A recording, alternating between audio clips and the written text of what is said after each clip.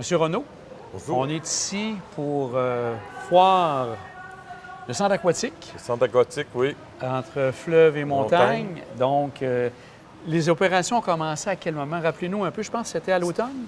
Ça a commencé le 26 août, officiellement. L'ouverture officielle s'est faite au mois de septembre, mais les activités ont commencé au mois d'août. Le 26 août, là, la piscine nous a été remise de façon provisoire. Et là, en ce moment, nous sommes à finaliser quelques déficiences, mais à 99 la piscine est opérationnelle.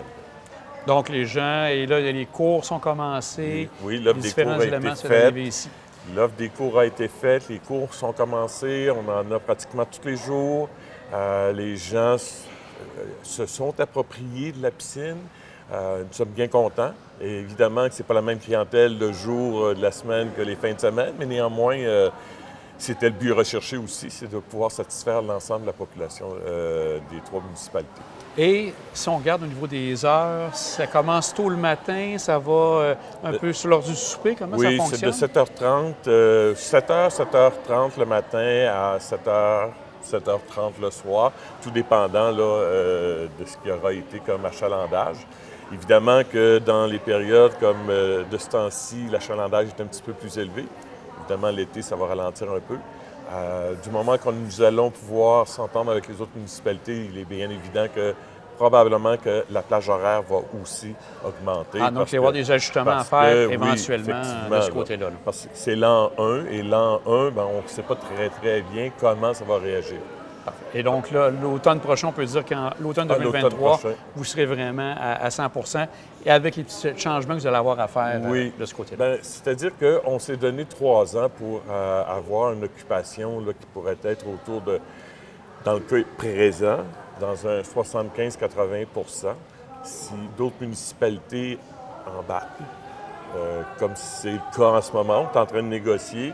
On espère pouvoir monter jusqu'à 90-94 le taux d'occupation de la piscine. À ce moment-là, ça voudra dire que nous devrons élargir la plage horaire pour pouvoir satisfaire tout le monde. Quand on rentre, c'est l'humidité qui nous saisit, la chaleur. Ça se maintient autour de 80, de ce que j'ai compris tout à l'heure avec un des techniciens avec qui j'ai parlé. Oui, mais ça roule autour de 82. On essaie d'avoir une température de 84 à l'extérieur et l'eau à 82. Ça, c'est l'idéal. Là, en ce moment, nous sommes en configuration des systèmes et donc, évidemment qu'on a un petit peu de difficulté. Des fois, l'eau descend ou la température... Donc, là, on est en calibrage. Mais, en moyenne, ça se maintient 82-84. 82 l'eau, 84 température. Et c'est très humide, évidemment. C'est d'énormes bassins d'eau, là. Ce qui est remarquable, on ne sent pas nécessairement, il y a quand même du chlore, mais on ne le sent pas à l'excès.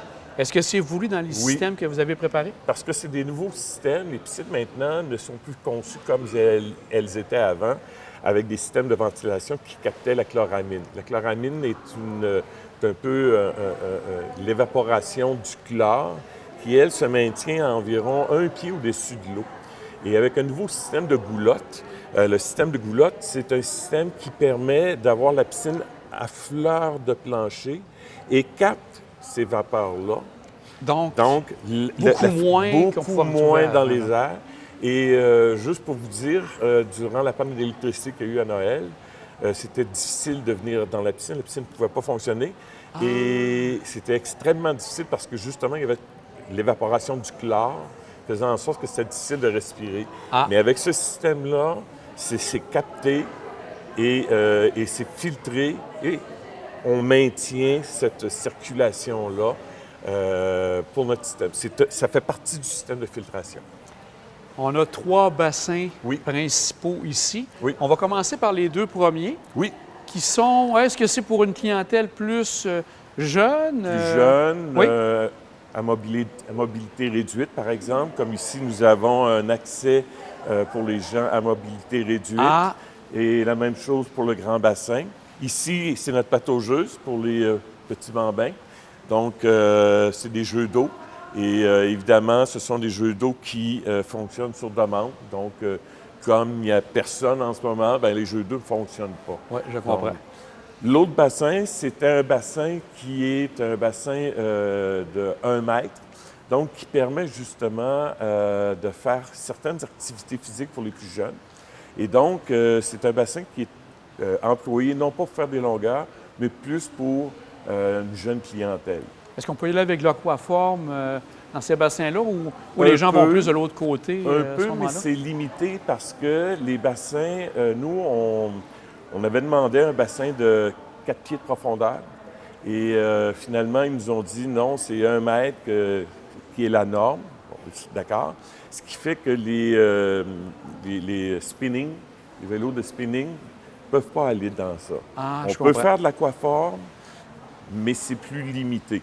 On va faire plutôt des circuits ici. Ah, pour les personnes qui sont un petit peu, qui ont un peu plus de difficultés, on va utiliser ce bassin-là, beaucoup plus petit, puis on s'en sert justement pour des cours plus précis. Au niveau des sauveteurs, parce que c'est une partie très, très importante, bien sûr, par rapport à tout ça, est-ce qu'au niveau de la main-d'œuvre, est-ce que c'était difficile d'aller chercher une quantité de sauveteurs pour toute la quantité de périodes que vous avez à couvrir? De façon surprenante, pas si pire.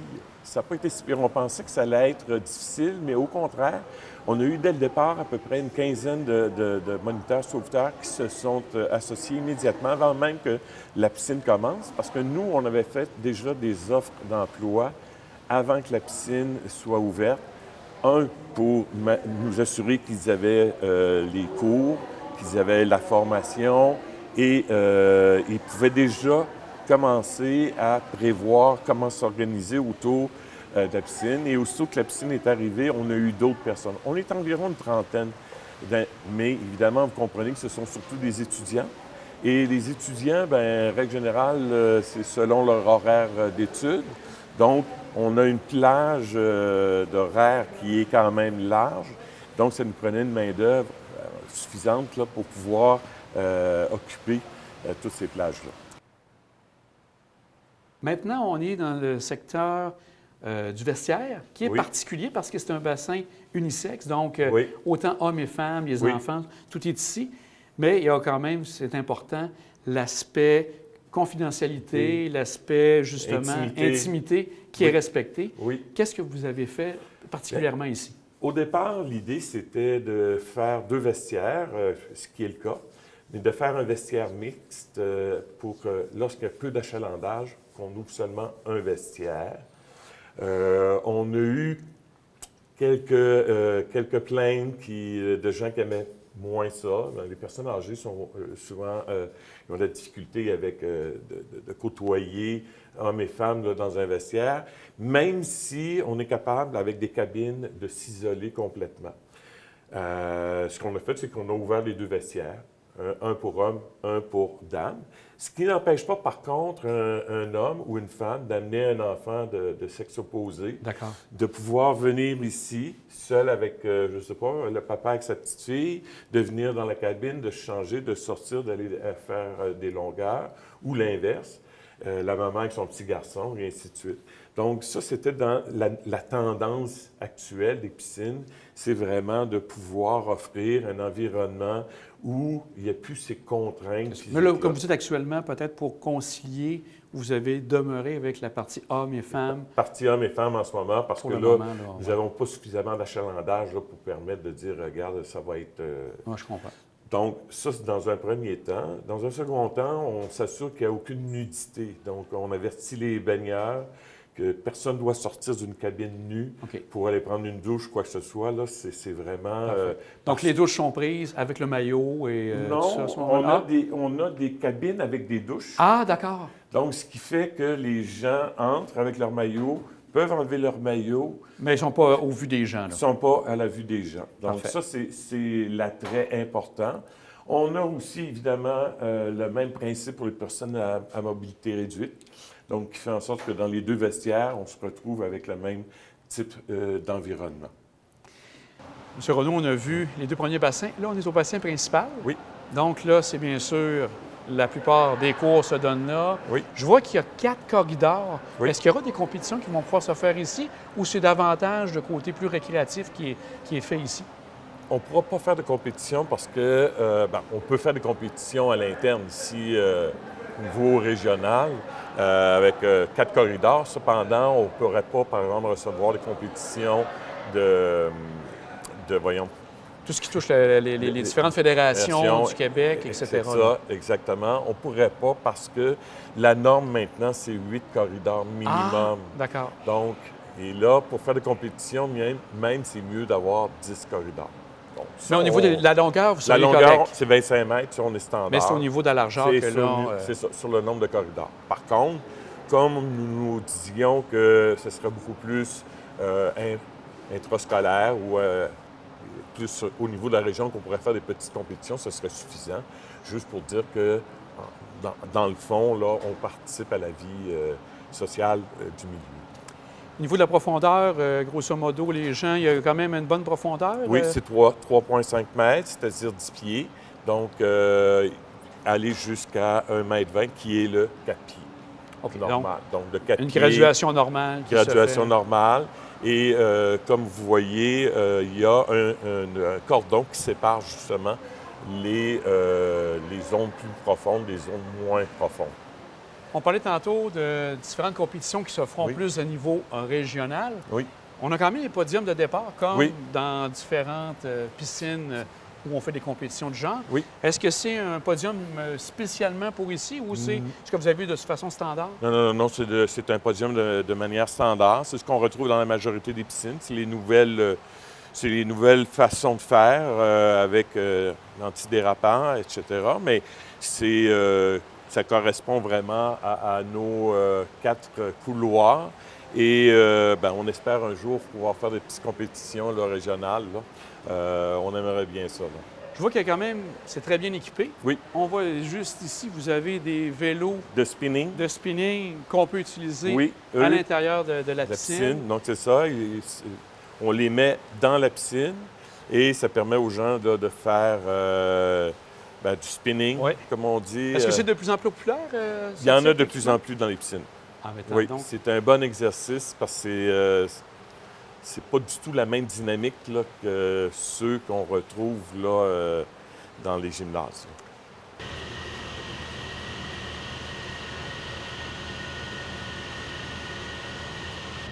Sur Renaud, on a vu les 2 bassins, bassin principal, les vestiaires. Là, on est vraiment dans l'arrière-scène, on pourrait dire, tout ce qui touche la salle des machines. Donc, c'est ici qu'entre autres, se fait la filtration, la chloration. Exactement. On pourrait donc justement aller voir au niveau du système de chlore, comment ça se passe. Notre système de chlore. Donc, on a ici notre réservoir principal.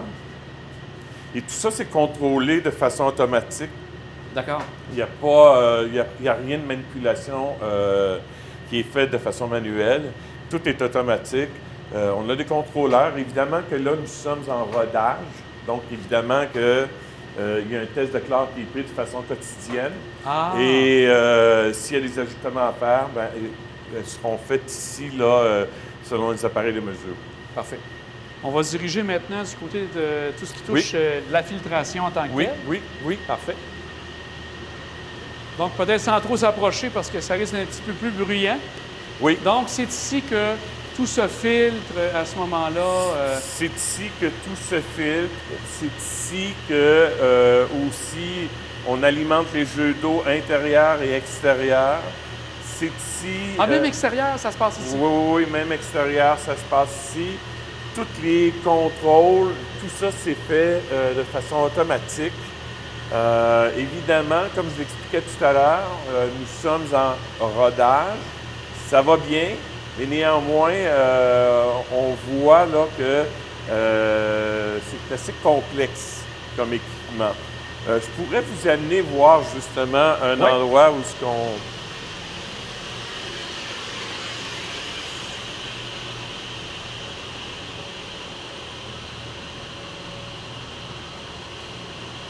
Voyez-vous, ici, c'est le sable, comme dans un système de filtration domestique. Donc, vous voyez ici, ce sont des immenses réservoirs de sable dont l'eau passe à l'intérieur pour la filtration. Okay, le sable est dedans. Oui, là, exactement. Et vous en avez comme ça pour les petits bassins. puis pour les 2 bassins. Et ça, un système du genre, on est dans ce qui est fait dans les nouveaux modèles de piscine à ce moment-là? Oui. Il n'y a pas grande façon de faire. Les modèles changent selon, évidemment, la grandeur de la piscine, mais néanmoins, la mécanique elle-même de base, elle reste la même. C'est les systèmes de télémétrie qui viennent maintenant aider les opérateurs à calibrer, non pas nécessairement ici, mais de leur téléphone, de leur ordinateur, sont capables de calibrer, d'accord, s'il faut qu'on augmente la captation de chloramine ou s'il faut diminuer au niveau de la ventilation. Donc, tout se fait de façon automatique, mais ça demande une surveillance quotidienne. Bien sûr, les gens ici sont formés pour bien faire les différentes par les méthodes. Par les concepteurs. Est-ce que les concepteurs sont quand même appelés à venir régulièrement ou sont contactés pour pouvoir donner soit des conseils ou amener certains ajustements? Dans la première année, là, ils le savent. Ils viennent, là, ils vont venir souvent. Au début, ils sont venus très, très, très souvent. Et là, ça commence à se passer. C'est normal. Ça fait déjà plus de 6 mois. Et là, nos gens sont capables là, de travailler de manière autonome.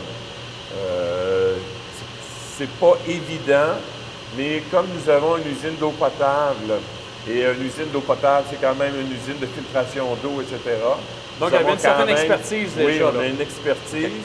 Depuis, nous avons aussi une expertise au niveau des gens de la station des eaux usées, parce on a fait en sorte d'avoir des gens qui ont la même formation, ce qui permet donc d'être, en cas d'urgence, là, vraiment, on peut se débrouiller de manière autonome ici. Monsieur Renaud, ça a été très intéressant. Ça nous fait faire un bon tour. Merci. Un grand merci pour cette belle visite des installations. Ça me fait plaisir.